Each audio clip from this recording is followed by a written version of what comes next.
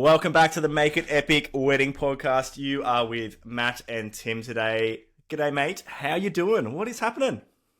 I'm doing well, man. I'm doing well. I'm super pumped. We got a crazy one today. I'm so excited to get this bloke on. We've been trying for a long time to get this dude on. But look, man, week has been insane. Doing some really like cool stuff, cool weddings, epic couples. It's just things are falling into place, man. How about yourself? Yeah, same, mate. Trying to get into a bit of a routine, obviously, with my little fella. He's 8 weeks old now, so just trying to get into a routine, get back into the office, and really work out that work-life balance, which everybody always struggles with, and it's always an interesting time. So I don't know. We're getting there. We're getting there. Yeah, it's an adjustment, and it does not happen overnight. I think anyone listening who has kids, especially as a creative business owner, it is not easy to find that balance. So good on you for trying. It's not, especially when I was used to my wife being out of the house, 5-6 days a week working, and now she's home, 24/7, which is great. But I, working from home, also have an issue with the fact that it's hard to just ignore the crying baby or my wife trudging around the house doing stuff, and I feel bad. Mate, so did I not tell you this? You cannot keep up the same amount of efficiency as you do with kids. Watch me go. I'm gonna get there. Anyway, that's enough about me. But today is, as you said, we're bloody excited for today, and it's been a time, and we've been discussing having this gentleman on for a long time, and we'll give the audience a bit of a hint. He's a pink flamingo. He's my favorite pink flamingo. It's the one and only, the Brad, the Colourful Celebrant. Hey, mate. Yo! Was that a good introduction? The whole intro, he's sitting there, if you're, obviously you aren't watching this if you're listening in the car currently, right? So a whole intro, he's sitting there, he's pulling out a ukulele because he's going to sing us a jingle soon. He's doing all this weird stuff, and me and Tim are trying to do an intro, and I was trying not to laugh that entire time. So, I don't know where today's going to go. I'm a bit scared, Tim, but I'm bloody excited. Oh, yeah, look, I think it's going to go a little bit left field, but no, it's going to be fun. It's always fun. Every wedding I have with this bloke, it is wild. We have the best time. We have some crazy chats, brother. I love it. Welcome to the show, man. Thank you so much for having me. I'm finally here. It's nice. How many times have a few weeks ago? Yeah, we've spoken about it a few times, and it's okay, next week, and then it's been about. I feel like we jumped on here about 2 months ago, and we started to have a bit of a chat about what we're going to talk about, and then anyway, we've made it. Here we are. Yeah, life got busy, baby. Life got busy. Let's go. Yeah, look, it's a crazy time for wedding professionals at the moment, and for a lot of people around the world. But maybe tell us a little bit about yourself. I think I don't think the pink flamingo has given it away to many people. Not yet. So who is Brad? What do you do, mate? Give us a story. Well, Brad is a celebrant. I'm a marriage celebrant, a registered marriage celebrant since 2020. What a year to do your registration and be finalised to start marrying people at the start of a pandemic. That's crazy, mate. 2020. Yeah. What a year. Originally started doing wedding singer stuff, entertaining. So I played in bands for 10, 15 years over and over again. Couldn't help myself. Missed all the live, entertaining and the on top of the stage, dancing around, throwing myself around like a cathartic kind of release. And here I am. I'm tying knots and ruffling feathers if you haven't seen the t-shirt yet. Let me see if I can find it. Hang on. Here it is. For those listening, so Brad, the Colourful Celebrant, has an epic brand, and his persona is just unique. It's super unique. It's super Brad, and I absolutely love it. The pink flamingo is obviously the main star. It's not maybe the flamingo. That's all. Yeah. Bit of David Attenborough get into your life. Exactly. Yeah. I feel like though, like Tim loves a good brand, right? Like, you know, and before we even dive in, how did maybe like the flamingo, where did it come from? Tell us more. Because I feel like if you're listening out there, you're not just going to be like, pink flamingo, what the freaking hell are these two retards talking about? Like, we need a little more info.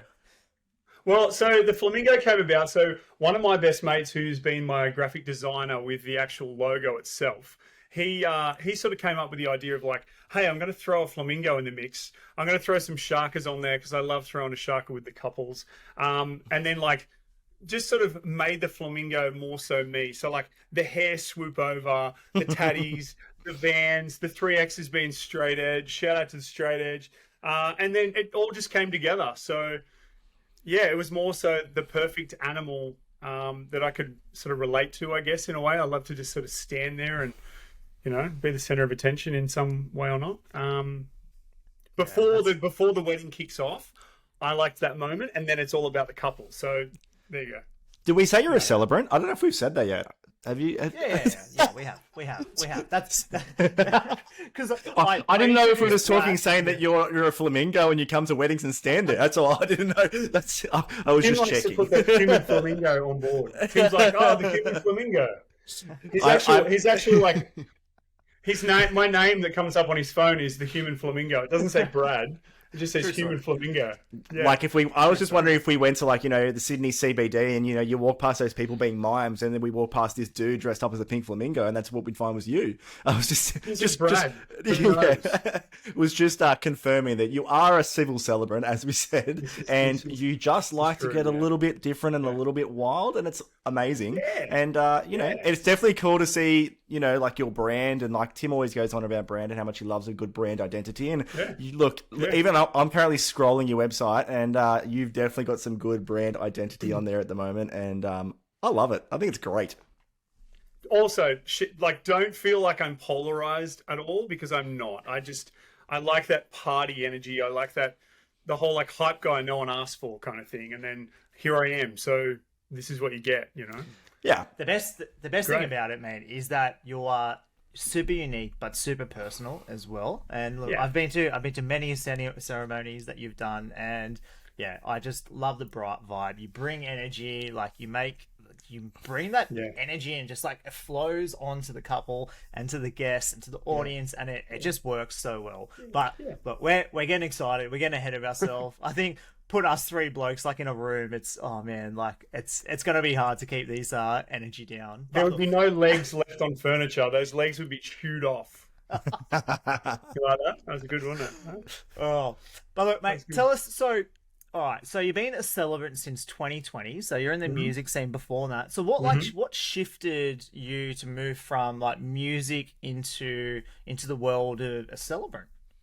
Well, at the time, I was actually relocating from Melbourne to Newcastle. Moved into my grandparents' place. My grandfather's an ex-vet, and he had a cleaner who was actually a marriage celebrant. And I was practicing some songs during my wedding singer stage for one of my best mates' weddings. And I came upstairs, and this particular celebrant was cleaning my grandparents' house and was like, "Have you got any business cards? I really like your voice." I'm not tooting my own horn here. She said those exact words. And I was like, "No, I don't." And she said, "Oh, I'm a celebrant. I could, recommend you to couples that are looking for a musician." And then I picked a brain for probably a good, about an hour or two. And then within a week, I was locked in, ready to do the certificate. So, and then from there, I just, go. I haven't stopped. So nothing sort of slows me down. I'm like, oh, what can I do now? Oh, what about this? So it's good fun. I love it. I should have done it years ago, boys. I should have done it years ago. But here we are, and I'm loving it. Yeah, amazing. So good. And I suppose like you've definitely taken your own like approach to it. Like you've definitely added your own flair, your own like human flamingo spice to it. But like for you, like what is the role like of a celebrant, and like how do you do things differently that I suppose are kind of against the traditional sense of a celebrant? So I guess we all fairly much do the same thing as each other. So legally, we're supposed to sign paperwork. Legally, we're supposed to say the mandatory vows. We're supposed to say a monotum, and really, we can do anything in between that. So we can do a big thank you, everybody, for being here. We can do a little, basically like whatever the couple wants. So I come to a couple and go, hey, this is your questionnaire. Your ceremony is a blank canvas for me. So here are some options, like a silver platter service in that questionnaire of like all different ideas that they can throw in there. And then they basically say, hey, Brad, we like this, we like that. We don't want this and we don't want that. And really, instead of a 45-minute ceremony that a lot of, maybe the older generation have probably experienced, I like to sit at, between 20 and 30 minutes, no more. Because if I don't want to stand in the sun and it's a hot day, I don't think the couple and their wedding party and their guests want to sit or stand longer than that time frame. So, yeah, we have a good time. We try and have fun. That's the main thing. Yeah, for sure. So, Yeah. what? I suppose, like, what is it about, like being a celebrant and like as part of your process that like you can like add in your own flair to this? So, do you like? Let's go back. So what's your like client process like, and when a client like books with you, like what are the things that you go through that like allow the couple to bring out like their uniqueness, or allow you to bring out like some of like your personality in there? The first question I ask is, are you looking to have a party, or are you looking to have just like an informal casual type ceremony? And usually I know what type of couple they are. So they're just sort of like, we really want to have fun. We really want to have some laughs. We want everybody to be engaged, but we also want you to tell our story the way that we want it told. That's about us, and not just, people see them on Facebook and go, oh yeah, we've got a house, we've got a car, we've got a dog, etc., etc. It's more, what do you want in the ceremony? And a lot of the time, like I would say 90% of guests will come back to me and go, we don't actually know what we want. We just like what you do. We read reviews, etc., etc. So I kind of come to them with ideas and say, look, do you want a party? Like I said, do you want a party, or do you want something, intimate, lighthearted, super engaging, and then straight into formalities for your reception, or whatever you choose to do after that? So, yeah. Because like as part of like my process, I like when a couple books, I'll send them a questionnaire. I'll ask a bunch of questions. Matt does the same, and like it gives us the opportunity to like really understand like who are these people, like what is it about like Rebecca and Tony that make it Rebecca and Tony? Like what are the little things that are just unique to them? And it's hard when you ask that question, hey, because like if you ask them, they may not be able to like tell you, but giving them the time to like think about it, write it, it's like you may get a bit more of a like an in-depth answer. They're the little like pieces of like nuggets that I use like when I piece together like their story and put together a film. But I suppose like as a celebrant as well, like you could go so many like different ways with this. Hey, like you can take that information, you can just make it whatever, like whatever you want. A little bit of a roasting, and I'm seeing more of the roastings at ceremonies these days. Hey, Matt. Yeah, there's been some good ones lately too, hasn't there? I feel it's adding a bit more, like there's always that sort of awkward period between, say, like they do their vows and then they exchange rings, and you can kind of have a bit of fun with their wedding party, or you can actually have some fun with them personally as a couple. So I like to throw in some vows during the exchanging of rings rather than the wedding party. So I will use some of their like most annoying traits about someone and throw it in the mix for exchanging wedding rings, and then saying, please repeat after me. And then they kind of have to do it, and they don't really know what's coming, and it's really fun. So that's so good. I'm so sick of I'm so sick at the moment of this sounds really bad, but like listening to like the stories of couples that are like going back to like when they first met in 1901 and the whole like progression of how they got to today. So like anything that's different and new at the moment, I'm all about, because I feel like obviously I've been doing a lot of weddings, and like even this year I've probably already shot like 30 or something weddings, 35 weddings or something crazy. And I'm like, I get to that point of the time, like of the ceremony, and I'm like, oh, okay, this is my time just to take a step back, walk to the back of the like ceremony and put my hands in my pockets, because like there's only so much I can do, and they're just standing there like staring at you and waiting for you to essentially tell the story that they already know and probably all their guests already know. So I don't know. Maybe that's my what's the word I mean? What's the word with me? What irks me this week? That's what irks me this week. The irking of Matt. Yeah. Oh, I love that because I listen to so many ceremonies. Like every week, I'm listening to ceremonies and I'm trying to piece together a story, and I can hear the same things typically a lot. And like Matt, I agree, man, because it's when you hear like the story of how they met, but it's just like it's told in just such a like a potentially a formal way, and it's like it's not interesting enough, I don't think. Like Especially when everyone meets on Tinder. Yeah. Another Tinder love story. The Tinderella story, they like to call it. Oh, Tinderella, that's a good one. That's The always Tinderella. That's better than Tinder love story that we hear week in and week out. Yeah. There's some good ones out there, boys. There's some very good Tinderella stories What's out there. Bumble? What's your Bumble? Is it Bumberella? Bumberella. Bumberella. Yeah. I don't Leave know it with me. what I'm going to the think of hell you boys I'm going to do think about of a Bradism, Matt, and I'll get back to you on the Bumble. Thank you. Can you also add that into your jingle? That'd be great. I could totally do that. I would totally do that for you. Oh, we're sidetracked already. Yeah. Oh, this is going to happen a lot. But look, let's bring it back. I suppose Sure. like what makes like an interesting like ceremony, especially from like an interesting like film when like I use like so much dialogue, like and even like during a ceremony, Matt and I work together like bloody all the time. Like we're like, I'm sick yeah, of you like, too. That's really good. Love you.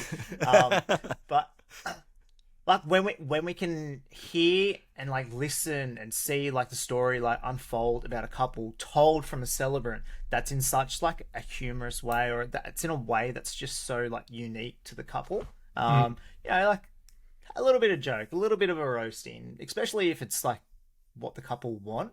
I find I put a lot more of that like into the couple story rather than just, you know, the couple met at something campus from a Tinder chat, you know, like it's just those things that are different, I think, that are like intriguing me now, and it's probably the same for Matt.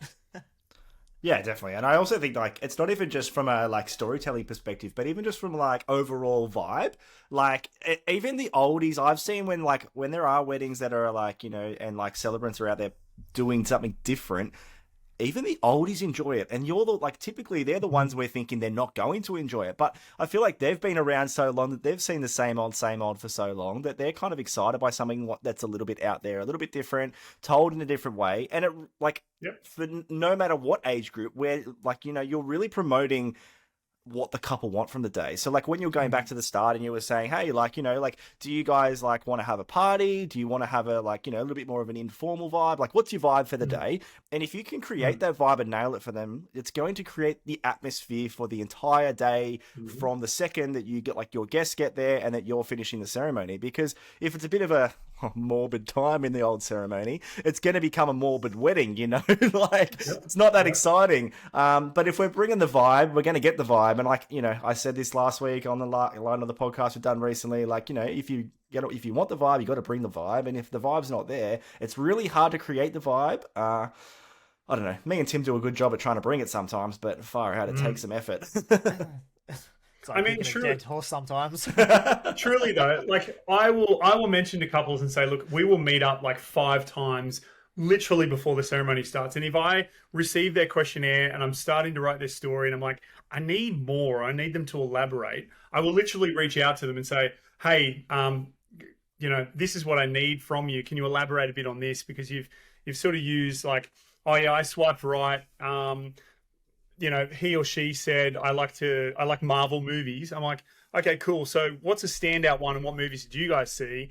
And what would be part of that movie that you could, you know, reflect on as a couple? Like, is there a particular Marvel character or whatever that you can go, hey, that's us to a T? Or they can say, oh, look, they don't put the empty toilet roll in the bin when they finish with it. I'm like, okay, so do you ask them like, you know, 5 times a day, or do you ask them like, you know, 7 days a week? Like what's your sort of plan of attack when you're like, hey, I need this from you? And I'll send text messages, I'll do emails, I'll give them a phone call. And if they like to, I like to throw in a bit of a theme thing. So I did a wedding back in 2021 and they were huge Liverpool football supporters. And I reached out to the bride and I was like, yo, how do you feel about this? I will surprise your soon-to-be husband in a Liverpool home jersey kit. And she's like, oh my God, yes, but don't wear it during the ceremony. Do it during the reception. So I did. So I turned up in a Liverpool home jersey kit, wore it in the reception period, had the curtains over me, and in I come. And like James, his name was like in tears. He was so stoked. But it's just that out of the box idea, you know, like I reach out to the couples and go, I really like what you've done here with this question that I've asked you. How do you feel about this? Like, how do you feel about me bringing a box of gluten-free donuts with me, or like a Domino's pizza box because that's what you first shared together on your first date, or, you know, something that's kind of like them, it's symbolic to them rather than just telling the story. I like to do that kind of thing as well. So I don't know if there's other celebrants, but that's what I like to do. So Yeah, that's mad. Yeah. I had a it was a long time ago. It's probably like a year or two ago, and the groom's surname was Jig. And like, this is completely like off the cup. And then the celebrant was like telling the story, and like they met at a UTS campus, and he's like I won't say the bride's name, but yeah, the bride like comes to campus and she wanted to get jiggy with it, and then started playing like the music. Whoa. And everyone was just in stitches, man. Like, the ceremony had to stop for like 3 minutes because like everyone was just like on the floor, like absolutely laughing their head off. And it was so good. And like that's probably like the first thing like that comes to mind. But like, just making it like so like unique, and even if it is off the cuff, like I love that. Absolutely love that.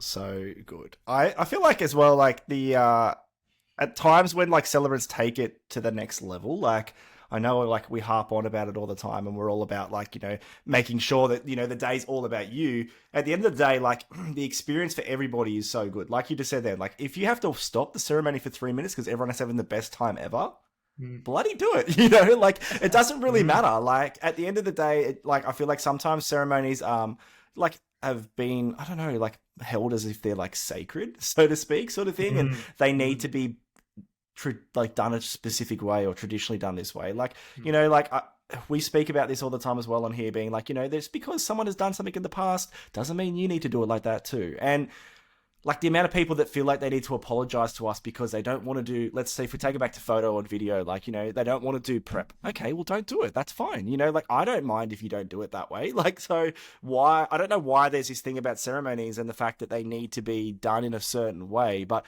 like, the tides are definitely changing, don't get me wrong, but not enough. I think like we keep bringing it back to like, just make the day yours. Like, find out what's important to you. You know, like, choose vendors that align with your values, align with your vision. Like, choose vendors that want to like bring that type of energy that you want, and go for it. And like, that's like, as a vendor, that's all I want. I want my couples to do the things that they want to do, and I want to capture like the magic that's there.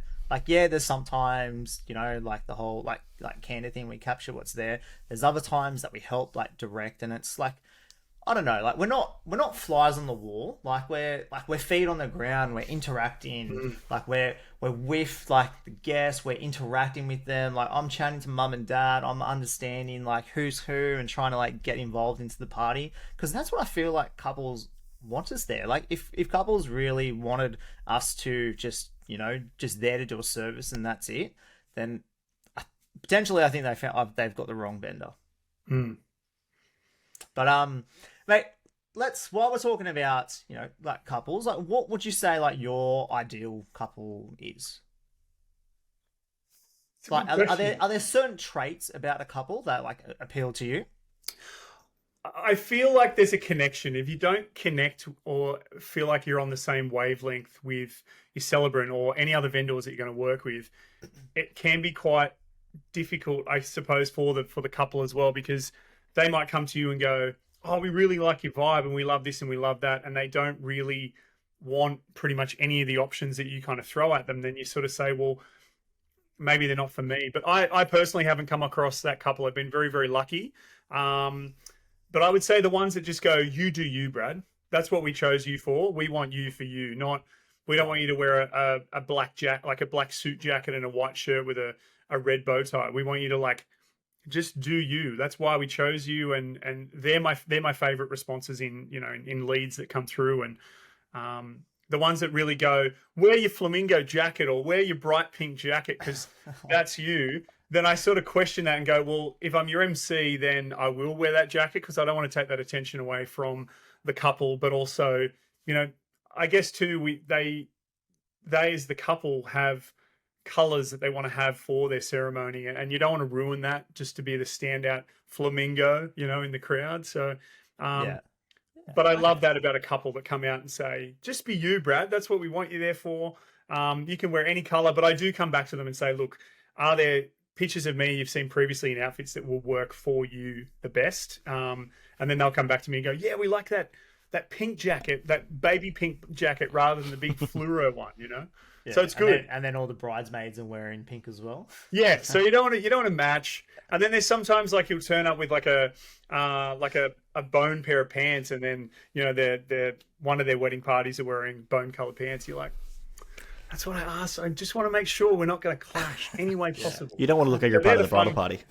That's right. That's right. It's happened before. It's cool. It's cool when they go, how long have you known this couple for? But I think I just don't want to clash with the colors unless they say wear this. So standout couples are the ones like Blake and Vetty, where they were just like, yo, you just wear whatever, Brad. Like you just turn up and just do your thing. Tim, you would remember their wedding quite well. They were on the potty a couple of months ago. Oh God, I love those guys. They were an absolute vibe, and they are the definition of a perfect couple because they just said, look, you're the expert here. Like this is who we are. We want you to capture that. Do your thing, and that was it. Yeah. So and product was amazing. Yeah, I wish I was a part of that wedding. That every time you talk about it, I'm like, damn it, jealous. One day, Matt. One day. When they get married, when they renew their vows, I'll come. The trio of trouble will be at a wedding soon enough, I'm sure. Oh, it's yeah. I feel like it'll be dangerous, all three of us at a wedding. It's always dangerous. I think that's cool too. Like when you like you would obviously know, and you've spoken about this before on the pod, like choose vendors that have worked together and they have that sort of rapport that they've already built with each other from previous weddings.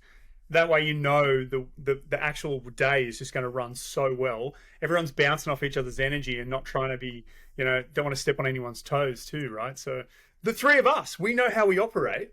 Book us in 2024. There you go. 2024, baby. Let's go. Let's do it. So I guess, like, obviously, like, you know, we've spoken a lot about you as a celebrant, right? And we know that you've touched base on being an MC. So, like, I guess what are the benefits of having you as a celebrant and then also being an MC as well? I got asked this question a couple of months ago, and the question was, I like to ask, have you personally been an MC for a friend at a wedding? That's the one question that I like to ask couples reaching out and saying, hey, look, we're not sure if we want an MC, but we're going to ask a mate. And chances are the mate is very confident, loves to get boozy, and will just be like, yeah, whatever, man. Yeah, that's cool. So personally, using a friend, you'd have to know that they don't drink, they're not going to get too boozy, and they're going to bounce off the venue manager, the kitchen staff, the photographers, the videographers, because there's a run sheet to follow. I personally just say to couples, look, this is how I operate. I help you guys out with a run sheet. This is pretty much how it's worked in the past at this particular venue that I've done receptions for. And that's just how it it flows better. And the couple find the confidence in you personally and go, yeah, okay, cool. So let's sit down and we'll talk about the run sheet. We'll talk about the reception, what plans you have in place. But then again, some people are like, no, you just do you, Brad. Like, that's what we chose you for. And we just want to party and we want the games and we want the GoPro footage and we want the bubble guns and the confetti cannons. And you're like, what? Who are these couples? You know? Yeah. I feel like because when they want that vibe, like, it's even more important that there's still structure and there's someone there that's managing that process as well. Yeah. Because when it's super loose, then suddenly things can run late. The dance floor opens up at 9:30 instead of 8:30. Like, there still needs to be that level of structure and level of planning. And it's like we were saying before, like, yes, like, you need to bring the vibe, but it still needs to be like someone there managing that whole process. And I'm more for like if you've got like a friend for like that is an absolute vibe and you want them to be MC, like that's cool. I have no issues with it, but sometimes it can lead to certain things just because they may be new to the role, maybe not telling certain stuff when things are happening or things do run late or not, like not reading like the room properly. But typically, I'd probably say most of the time, if it's a friend emceeing, things will run late. Dance floor will open a lot later than like anticipated planned. And the other downside of that too is not even just that the thing's opening later, is the fact that like as photographers, videographers, maybe even as an MC, like if you're getting paid to be there and you go over your scheduled time. So let's say you book us for 8-10 hours, whatever it is. I don't know how it works for like celebrants and MC vibes, but for photo video, we definitely get booked for a certain number of hours. And like, if things aren't rolling into place at the correct time or they are getting pushed over, like we're then having to go and approach the couple and be like, hey, like just letting you know, we still have like a fair bit to do and I'm finishing in 20 minutes. Like, do you want me to stay? Because if you want me to stay, it's X amount of dollars. And like, it's just an awkward conversation to have. And I feel like it's something that's probably not necessary. And we can definitely get around that if you do have someone who is quote unquote professional MC. It doesn't necessarily, I don't know about the professional part, but definitely someone that's happy to be an MC and knows what's going on. It definitely does, I guess, just like elevates the experience for the couple without them even knowing that the experience has been elevated, because they don't know what's happening behind the scenes. No. I think too, like I always say to couples, your guests are sheep. We need a border collie to keep the sheep engaged, know exactly what's going, where to go, what to do. We need a human flamingo running That's around. Right. So I play the border collie role quite well. I feel like I do. But I guess like, because the guests need to know what's happening. Like there's a run sheet to follow. And I feel like when you've done it so many times, like myself and so many other MCs, there's a flow, and it's almost like muscle memory. We just know what to say, when to say it, and how the actual reception is going to flow. Whereas like, if you just had somebody else to do it, they'll just go, oh yeah, cool. So there's going to be some speeches now. Please grab a drink. And it's not lively, but then again, maybe some people like the sort of like mundane, like just sort of let it happening. Whereas I kind of like go in there and I'll go, when I say make some, you say noise, and then they'll repeat back to me. I've got their attention, like in a classroom, I guess. You do the clap, clap, clap thing.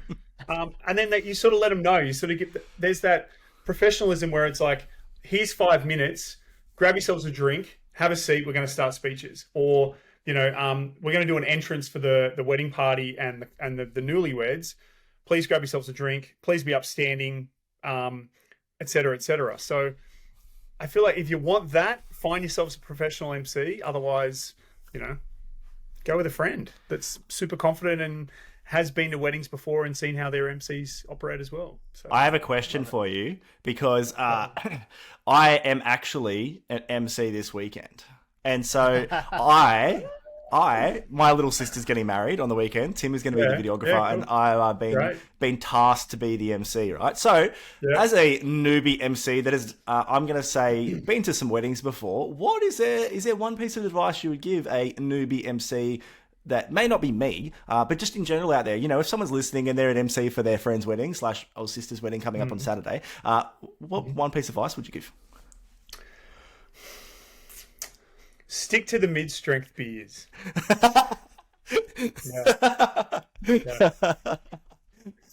Tim just clapped and his lights turned off. Tim's got those. I'm in a blackout. Now. Oh, you're joking. No, he's not. He just was a rookie and didn't charge his batteries. How about that timing bar? Yeah, that was good. Other than mid-strength beers, one more. Give me is there a one-liner that you think that everybody needs to hear at a wedding? Is there, what's your best one-liner? Do you have a best one-liner? Besides, expect the unexpected, because it's definitely gonna happen. You're gonna be thrown under the bus, or you're gonna be thrown into the deep end, and you'll have to sort your way out, because we've changed the plan. We're not gonna cut the cake. We're just gonna go straight into this, or we're gonna do that, or something. Or can we do a game? Can you do a game for us, Matt? And then you'll go, sure. What game? 100%. Shoe So, game. like- Here we go. Let's do it. Yeah, done. But I guess for me, that's the benefit, right, of going to weddings is like I'm typically probably the one on the other side, like annoying you by changing what's happening because I'm being selfish because the sun's setting and I want to get out there or something like that. So like Well, there you go. I can roll with that. Sorry, you go. I can roll with that. I was just going to say, also, as a rookie MC for your first time ever, please check and when there's things happening, check with your videographer and your photographer on that's a good one. what time frame they're going to be okay to do speeches or be set up for the first dance or be set up for an entrance, etc. Have I worked with Tim too many times? I feel like that's a Tim and I thing. Me and Tim are so in sync. I shouldn't have to tell him. He should just know I'm going to pick up the microphone and start talking. I'm bringing a separate camera just so I can like have that on you the bloopers. whole time. Yeah, and then we'll make a Mike reel. him up. We'll make a reel out of it for Make It Epic. Mic him up for bloopers. Maybe Shit. maybe I'll introduce myself as Matt from Make It Epic Wedding Podcast. Mate. Oh, we're not syncing Make It Epic already. Podcast sensation, Matt Ashton. No, maybe we'll just maybe that can be an offshoot of Make It Epic. We'll start offering MC gigs. Nice. We'll hire Brad. Nice. Please do. I'm all yours. Perfect. Right, mate, I've got a question for you, all right? And it's I think it's coming up a little bit lately, but where is the best place to stand as a celebrant during the ceremony? I like to ask the couple where they'd like me to stand. So some of them like to keep that traditional thing about a ceremony, and then others would usually say, "Oh, we don't mind, like wherever." So usually, if you're gonna like, I'll stand in the middle sometimes. I'll stand to the side more than any other time because I just feel like I'm 6'5", right? Like no one needs me to be standing like an arbor height. Right next to them as a third wheel. Like it looks beautiful, I'm sure, in photos of me with the couple. But no one needs me that whole ceremony period. So I like to stand to the side. That's more comfortable for me personally. There might be other celebrants that like to stand in the dead middle and like get real close and like breathe on them. That's not really my thing. Because you're telling them their story, and the only time that I like to kind of go and stand with the couple to make that moment is during the mandatory stuff, exchanging of the rings, maybe some funny vows in there as well, and that's pretty much it. I like to stand to the side because again, 6'5", no one needs me next to them, breathing on them, and looking down on their scalp. Maybe they've got a bit of dandruff. You could be like Tim and be a little bit bald on top too. That'd be embarrassing. Oh, mate. There's a receding hairline they don't know about. The double crown, So yeah, that's where I like to stand to the side.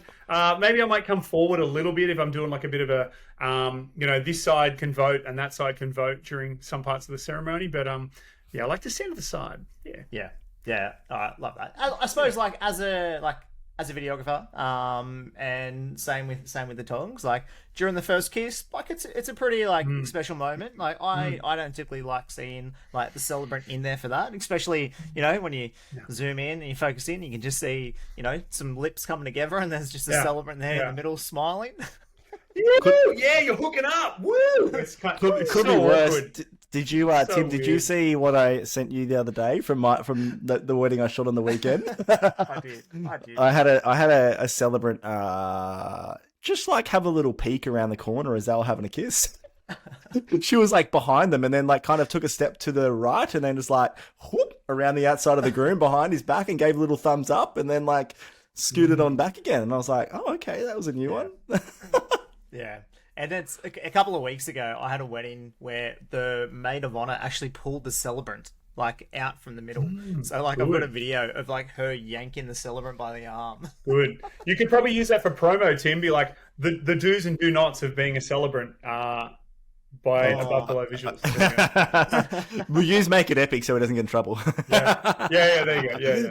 That works. So look, good. Mate, it's been an absolute bore. Tell the people, where can we find you? How can we get in? How can we reach out? How can we contact the human flamingo, Brad from the Colourful Celebrant? You can contact me via Instagram, The Colourful Celebrant. You can also find me at hello@thecolourfulcelebrant.com.au, or you can go to my website, www.thecolourfulcelebrant.com.au. Jump on there, feel the vibe, get involved, send me an inquiry, and organise Tim and Matt to be the togs in the video, and I'll be there too as your celebrant MC. Let's go, baby. Yeah. Get it. Definitely won't be boring. Definitely won't be boring. No body vibes. But also, if you want a blank canvas type ceremony, the three of us will nail it. We'll nail the memo. We'll come up with something. Don't you worry. Yeah.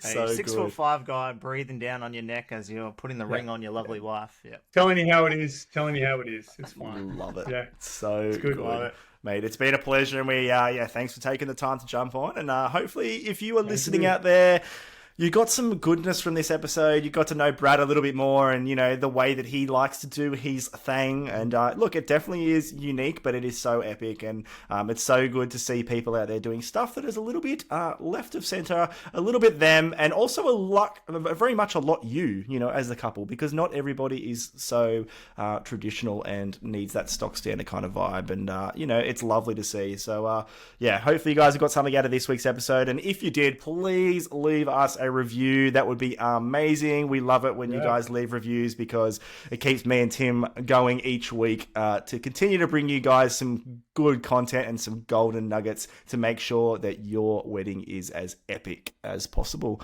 But until next week, we will see you all then. All right. Bye. Thanks, Mad Dog.